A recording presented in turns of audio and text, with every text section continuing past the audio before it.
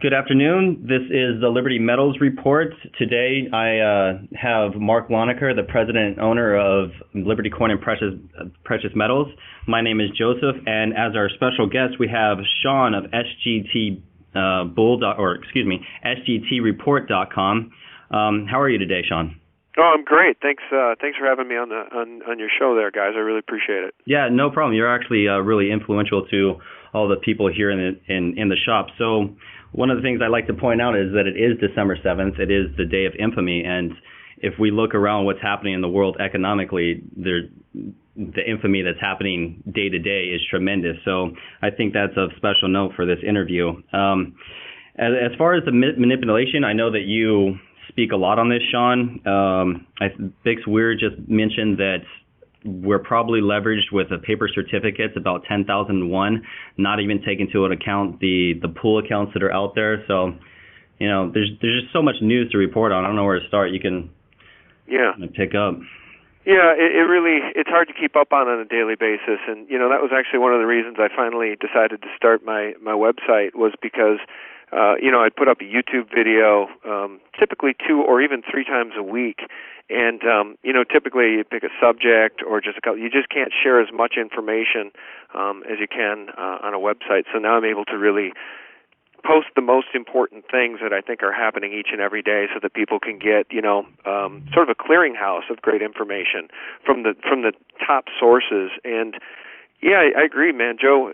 Things are changing so quickly. Where do we even begin? I mean, we could talk about the collapse of MF Global. We could talk about the passage of the National Defense Authorization Act, S. 1867.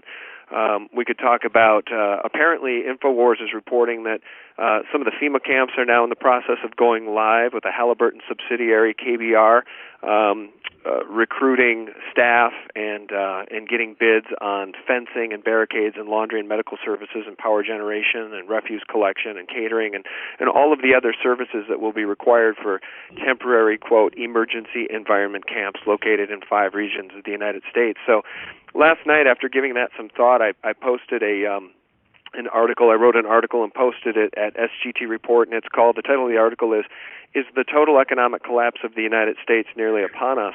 And in this piece, I argue that these 3 dramatic recent events suggest that a economic collapse may be imminent, because if you take each one of these things separately, the collapse of MF Global combined with the outright theft of segregated customer accounts and the total failure of the CME to live up to its fiduciary responsibility to ensure those accounts, as is their mandate, that's the only reason the CME even exists as an exchange, and for them not to step up and pay Salente and pay the 33,000 other people that got robbed, that's an event that has never ever happened before. So a calamity of that magnitude, to me, taken on its own face, suggests that the looting has begun. And it also suggests that because they're not stepping up and they're not making these people whole as they should, then the financial markets, the sanctity and the confidence in these markets is no longer a priority to the power brokers.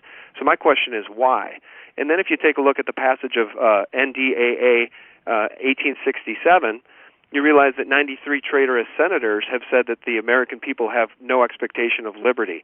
And without regard to the U.S. Constitution, they've granted the United States military the ability to indefinitely detain American citizens without writ of habeas corpus and hold us in hidden gulags of the military's choosing.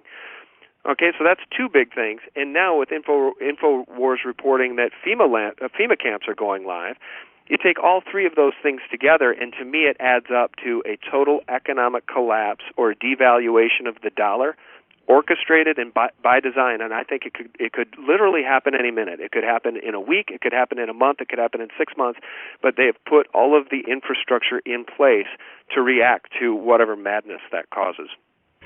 Right. Being former military, it appalls me that a senator could actually pass a bill like that, because I know that I took an oath to the Constitution, and I hope that, for all the other members of the military out there, that they remember their oath to the Constitution. But as you mentioned, the fraud is just blatant. They're not even trying to hide it anymore. I do think that they know that this is coming. What do you, as far as hyperinflation, how much time do you think that we have? Well, I'm not. One of the things that I try to do is I try to be really balanced and objective in what I believe to be true and then what I share with others. So when we talk about the paper manipulation of silver and gold, I like to cite Ted Butler's work. Or I like to cite Adrian Douglas's work when he talks about the bullion banks and their manipulation. And, there's so many different layers to manipulation. So when we get into a subject of hyperinflation, I'm not an economist, so I look to the smartest people out there, and I look to guys like John Williams at shadowstats.com, who is by far the best guy out there when talking about hyperinflation.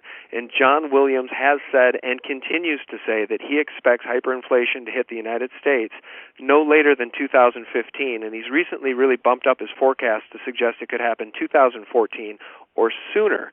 And if you take a look at the money supply, the smartest guys out there like Mark Faber and Jim Rogers are saying QE3 never, or QE2 or whatever the hell the last one was, it never ended. Okay, if you look at the money supply, the Fed is still printing money, and now we're bailing out Europe. And when I say we, I shouldn't say we because it's the criminal banks. It's no longer our treasury. It's no longer our fiat currency. It hasn't been our fiat currency since 1913 when it became a fiat currency under the Federal Reserve System. You guys know that. But the point is that they are using the currency of the American people, known as the Federal Reserve Note, to plug up all these holes in the dam across the world, including Europe, and bailing out these banks. And we know from Ron Paul's audit, his partial audit of the Fed, $16 or $17 trillion went out, and I think somewhere in the neighborhood of $11 trillion of those dollars went to European banks. So, the fix is in, and it's just going to be more of the same. And unfortunately, most of the American people are still entirely asleep. I'm in a place of business today that's doing very well, and I work with people, 95% of whom don't know what I'm talking about, don't care what I'm talking about. They know me personally, but they just don't care about any of this stuff. They would much rather spend time, with fantasy football and things of that nature, any spare time they've got. So we're dealing with a populace that is really beyond help at this point. And when hyperinflation comes, to answer your question, and I do think it's coming, it's going to crush the middle class and the working poor. Right. I agree. We actually have a lot of customers here. I shouldn't say a lot. There's probably 5 who have lived through the Russian default in '98, and a couple of the other ones who actually went through the event that happened in Yugoslavia, which led to just horrendous things. And our customers there told us that when it started to happen, the inflation, you woke up on a Monday, everything was fine. Tuesday, you started hearing some strange things. The currency started to devalue. The prices in the grocery store started to go up. On Wednesday, the price of bread doubled. On Thursday, there was a mad rush to the store. On Friday, nothing was left, and it never got restocked, and then the chaos started. Yeah, and I think that we're all intuitively, worried about that. And it's funny when you kind of step outside of your own kind of personal sphere of influence and you start a website or you start doing YouTube videos, and you guys are now in this because you're doing a YouTube video, and you're going to put this out, and all credit to you for taking that risk, because now we live in an environment in this country, and I know we all still really want to embrace the fable that this is a free republic by and for the people. Right. We want to embrace that because we've been brainwashed since we were children into believing that that's true and that this is the most honest, powerful, integrity-filled country and government on the face of the planet, and that we're spreading democracy.